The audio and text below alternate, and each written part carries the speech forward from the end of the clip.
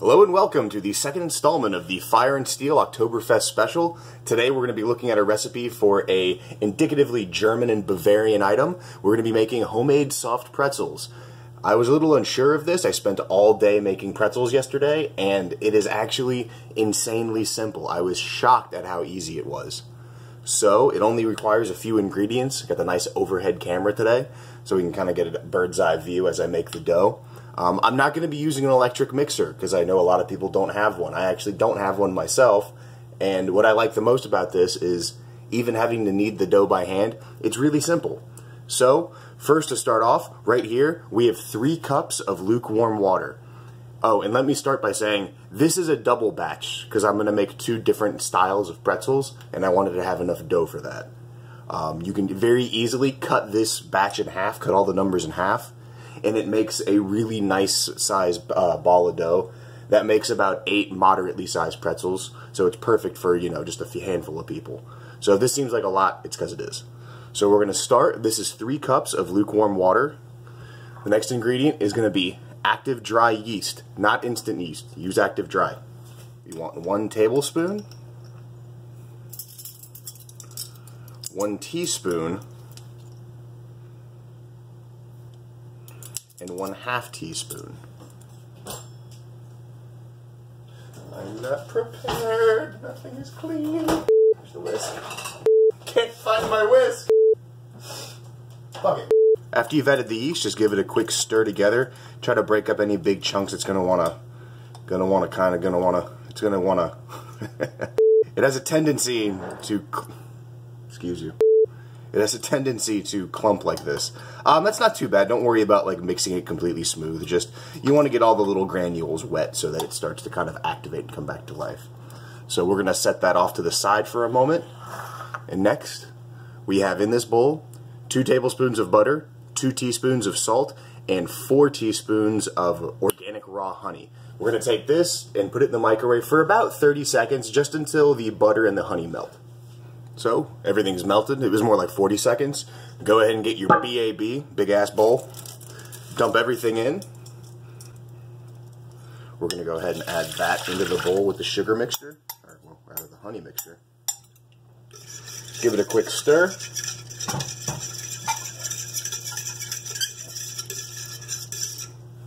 And next we have 8 cups of flour. This is just regular all-purpose flour. Nothing special, and we're going to want to work this in very slowly. So I'm going to set that off to the side, get the big ass bowl with the yeast mixture in it. To start the process of working the flour into the yeast mixture, we're going to start with a wooden spoon. We're going to want to work in installments, very small installments at first. So first, shake in maybe about a cup worth of flour and just stir it in. It's going to look really ugly. It's not going to come together at first. This is normal. And that looks awful. Doesn't look like food. That's okay. We're going to add in a little bit more flour. It's kind of starting to smooth out a little bit, but it's still really lumpy and really ugly. Again, this is okay. A little bit more flour. We're doing this in roughly 1 cup installments. I'm not measuring, so it doesn't have to be really precise. The idea is you just don't want to dump it all in at once because it's just not going to work out for you. So as I said, just keep going, steady but surely. Surely but steady. That didn't make any sense. Just keep going, just little by little. We've got about half the flour in now, and now it's kind of starting to look like pancake batter. So you can see all of a sudden, from one installment to the next, it suddenly starts to look like dough. It crosses that line pretty quickly, and then you're pretty much there. So I'm going to go ahead and take my ring off, kind of scrape the excess dough off the spoon, and use whatever hand you're not, use that for mixing. I'm right-handed, so my left hand will be doing the dirty work. And just another installment of flour, and just kind of mix it in. And your hand's going to be a goopy mess, and that's okay. That's just pretty much how this is going to work out in the beginning. You also kind of want to like scraping the sides of the bowls with my fingertips so you don't build up a layer of unmixed dough and flour on there. You want to try to get it all off. When we go for the last installment of flour. That is now all 8 cups. And now it's really starting to be like a dough. It's stretchy, you pick up one part of it, the whole mass comes with it. And all of a sudden, we have made bread dough. Well, pretzel dough. Now comes the less accurate part of this recipe. Everything's been pretty well measured up until now. We're going to get both hands in there now. The bag of flour right here opened up on the side. Because now we need to add, little by little, just enough flour to bring this dough together. This is also the beginning of the kneading process. We're going to want to knead this dough for, it's almost exactly 10 minutes. All the batches that I made yesterday, it took pretty much exactly 10 minutes of kneading and slowly incorporating extra flour as I went.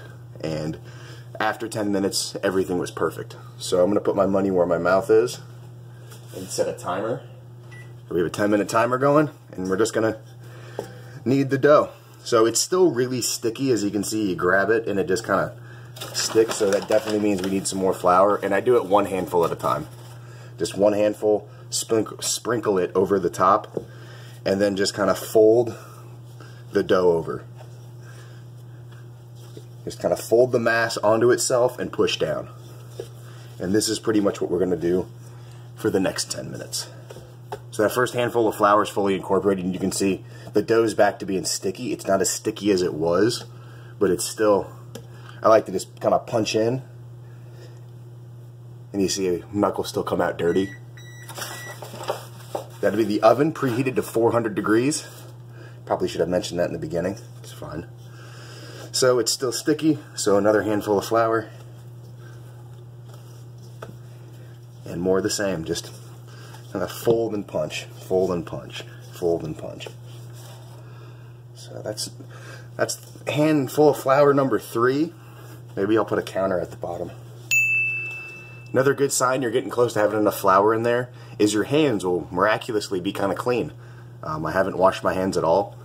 My left hand, that was a total mess, just like 5 minutes earlier, is suddenly not that bad. As the dough kind of comes together, it'll reclaim what belongs to it and kind of incorporate everything into itself. It's still sticky. So maybe one more. This would be a good opportunity to discuss why we're doing this if you're kind of new to cooking and to food science. You need dough to develop gluten. And gluten is what gives bread its structure. So if you think of something like cake, it's not kneaded at all. It's a batter, not a dough, so you can't really knead it. And it's just incorporated and that's it. Cake is nice and tender. Cut it with a fork. Now, on the other end of the spectrum, you have things like sourdough bread. Pizza crust is a good example as well, because pizza actually has to have enough structure and rigidity to it to support toppings and be lifted to your mouth. Pretzels were in between, and I'll kind of show that once we get towards the end here. You don't want it to be quite as developed as a pizza crust or like a hearty loaf bread. Again, sourdough is a good example. Because they're kind of soft and chewy, but not super chewy. We're also not going to let this dough rise, because pretzels are also very dense. They're not, there's not a lot of airspace in pretzels. The yeast is there to add flavor. It adds some volumetric properties, but not a lot. Actually, we might be there. I'm not going to add any more. Nah, it's still sticking to the bottom of the bowl a little bit. So, one more handful of flour. What's that? 5 now?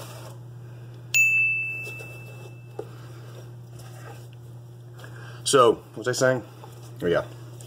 So the yeast is there to add some leavening. Not a lot. It's not going to be full of air holes like a loaf of bread. It's going to add some flavor. I feel like, I'm not a baker. I don't do a lot of baking. This is probably the most baking I've done in a very long time these past couple days. But I feel like it's a lot of yeast in this recipe, and I feel like that's mainly to use the yeast as a flavoring agent, to give it that nice kind of yeasty flavor that we associate with good bread and beer. Because again, we don't really rest the dough. We rest it a little bit, about 10 minutes when we're all done with kneading. I actually find this whole process of making pretzels to be really fascinating because there's a lot of science involved. Not only the development of gluten in the form of the pretzel and kneading the dough, and the kind of rise and fermentation of the dough itself with the yeast producing gases that give the dough volume. But most importantly is the step after this, which we'll cover here in a minute, which is you actually have to boil the pretzels in a lye solution. The really good German ones that have the really nice outside on them, they use a food grade lye that is wicked powerful. It's also not something most people are going to be able to get their hands on. I suppose with Amazon you probably could. But this stuff's actually, it's like kind of dangerous. You can hurt yourself with it because it's so strong. So we're going to be using baking soda because it does the same thing. It's an alkali solution. It doesn't work to the same degree, but it does a pretty good job. So you can see now, it's not really sticking to the bottom anymore. That means we have pretty much exactly as much flour as we need. About another minute of kneading. Sticking to my hands a little bit, but not really. I might have spoke too soon. I mean, it is sticking, but it's not like bad.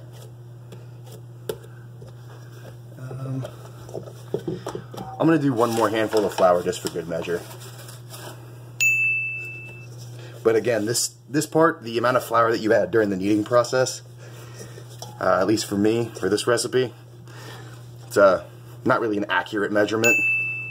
I'm sure, I know with a lot of baking, things like environmental factors play in. How humid it is today can actually affect how much flour you're going to need. So,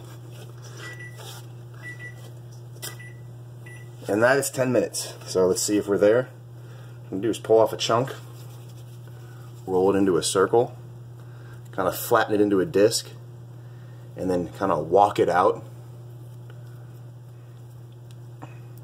and stretch it. And you see how it starts to, let me do it again, because it's exactly where I want it to be. Because if it was underdeveloped, it would just tear like that without the force. So this, you can get this right angle right.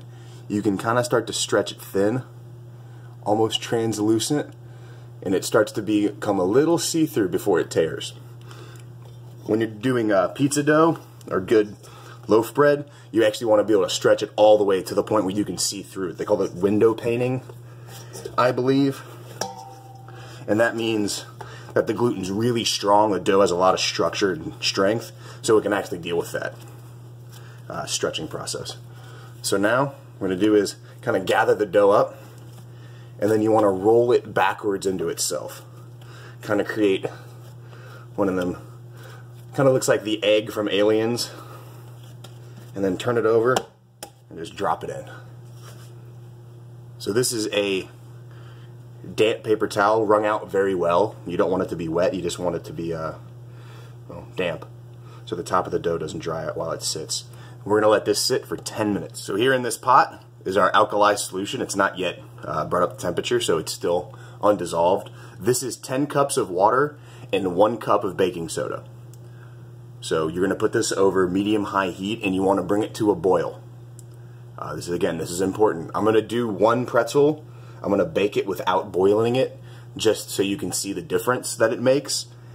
This is very important, so I'm going to go ahead and put this over the heat.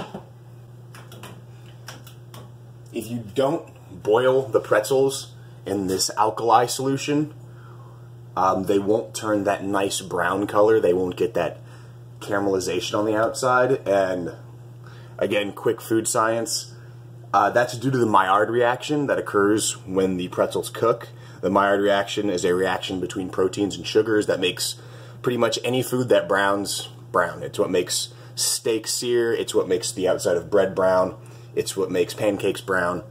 And the way it works is the lye solution actually breaks down the proteins in the flour before the baking process, which allows the Maillard reaction to occur more completely. So instead of getting slightly brown like they would if you just baked them. They turn that nice, really dark golden brown, and that's what we want.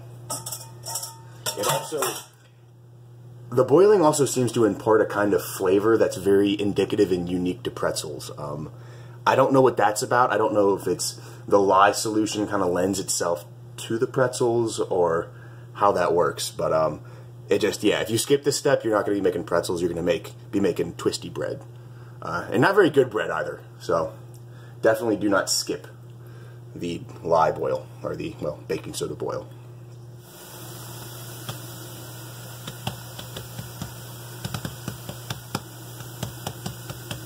This thing's got good tone. That'll be a thing. That'll be a trend on YouTube that I've accidentally started now. Dough drums. Sounds like a thing, doesn't it?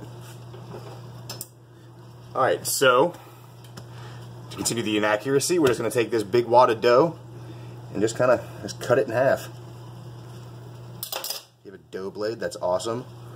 If not, just use the less good knife.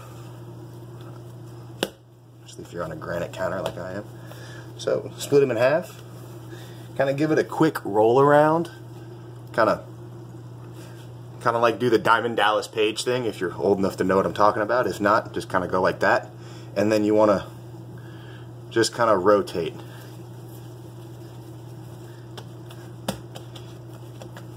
And that'll kind of form you into just a really rough shaped ball. Same thing. Cut that in half. Then repeat.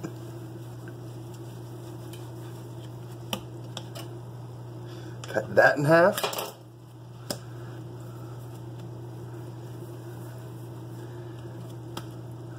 And repeat. So now we can start shaping the pretzels. Obviously you can make these any shape you like. I will show you how to do the traditional pretzel shape. The best of my ability. I wasn't very good at it yesterday. I got a little bit better as time went on and I kind of figured it out. So first you want to start kind of roll it out, and then I like to kind of karate chop it flat, and I don't know if you can hear it, these little farting noises. This is to get any air bubbles out of the dough so you don't end up with these weird big bulges in the pretzel. And after you work the air bubbles out, just start rolling it into a long cylinder. Start in the middle and work your way out, spreading your fingers as you do so. And you can kind of see this end's a little bit fatter than this end, so you can kind of just work that independently. The idea is you want the whole thing to be roughly the same size. For me, I found out I get it just about as long as my whole hand span from pinky to pinky, and then from there work the edges out about another hand length, so that the tips of the dough is a little bit thinner than the center mass of the dough. And then just kind of give it a quick stretch, and then once, twice, open, done. It's a pretzel. I've seen videos of people who can like flick and go like that at like pretzel companies. I tried doing that and it almost wants to work, but it's harder than it looks, as is most things, like speaking. Do one more real quick, just kind of roll. Don't like grind it into the counter.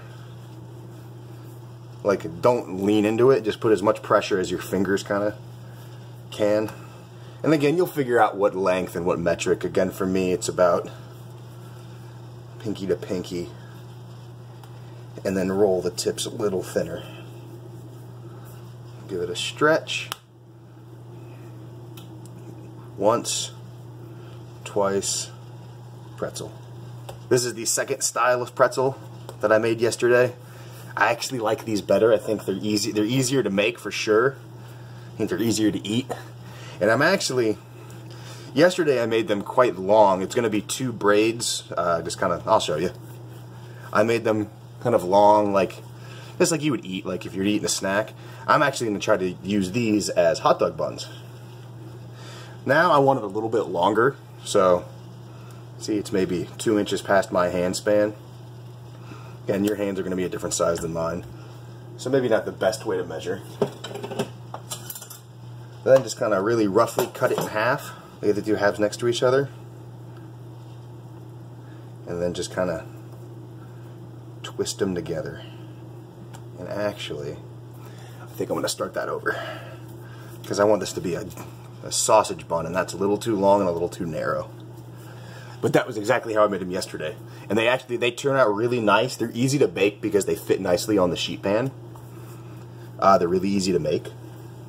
But they don't have the same, that nice pretzel look. They say you can kind of go, hey, look, I made homemade pretzels. Everyone's really impressed. No, they're not. Let's try this. Hand span. And then just kind of twist it up. So you get about 2 good twists plus the ends. And then kind of seal it up. You want to kind of pinch and squish the ends, because if you don't do that, it'll separate during the boiling process. Alright, so now we've got our pot of boiling soda water, draining rig, and salt. And now it's just as simple as take one of your pretzels. I like to do them one at a time. Just drop it in and then count to 45. You kind of want to flip and turn it. You want to get it exposed on all sides. Just keep rotating it as you go. You can kind of push it down, submerge it a little bit. It's actually pretty resilient. You're not going to hurt it too much. It's been roughly 45 seconds. I found 30 seconds wasn't quite enough. They didn't brown up exactly as I liked. A minute was a little bit too long. So, here they come out and they're still wet. Move it over to the paper towel so you can drain off excess moisture. And then just sprinkle them with salt. If you're using sea salt like I am, not pretzel salt, don't use as much salt as you think you would need. A little bit goes a long way. And then you just repeat this for all your pretzels. You can see we got all our pretzels lined up in the oven. This is, again, 400 degrees. I'm going to bake them for 7 minutes, rotate all the racks, and then bake them for 7 more minutes, and everything should come out perfect. Alright, while our pretzels bake, let's throw together a really quick beer cheese sauce, because what's the point of soft pretzels if you don't have anything to dip them in? This is really quick, really simple, really easy. Half a can of evaporated milk, that's about 6 ounces. And that's evaporated milk, not sweetened condensed milk. If you mix them up, you're going to have a really bad time. But an equal amount of Hefeweizen beer. It's the same beer I used in part 1. It's about 6, maybe 7 ounces. We're going to put that over medium-high heat while it heats up. 3 seconds worth of ground black pepper, about half a teaspoon of salt, 1 dash of hot sauce, whatever you like. As that starts to get hot, we're going to go ahead and add in 1½ cups of shredded cheese. I'm using half a cup of mild cheddar, half a cup of extra sharp, and half a cup of Monterey Jack. You can change it however you like, though I would avoid processed cheeses like American cheese, because I don't know what they're going to do in a recipe like this. They might separate out and you might end up with an oil slick on top. So I'm going to go ahead and turn this down to low. See, the cheese is pretty much fully incorporated. And put this on low heat, let it simmer for about maybe 5 minutes, and you're good to go. So here we are after about 14 minutes of cook time. That's 7 and 7. You can see the big one on the bottom is just about done. The guys in the middle and the top need a little bit more time. You can see some ghostly apparitions in the back of the middle tray. We'll get to those in a minute. These probably need maybe about 3 more minutes. Cook times are going to vary depending on the size and a lot of different factors. So I'm going to give these 3 more minutes and we should be good. All right, you can see here after 20 minutes of cooking, we have our nice long pretzel buns. We have some classic pretzels over here, and we have our really unpleasant looking. This is an unboiled pretzel. This is, you can see the night and day difference. It rises differently. It doesn't brown at all. It doesn't look appetizing. So if you're thinking about skipping the boiling step, yeah, don't. But anyways, this is maybe an hour and a half's worth of work. Doesn't take much time at all. It's really easy.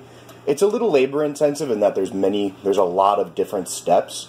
I quite like that. It's engaging.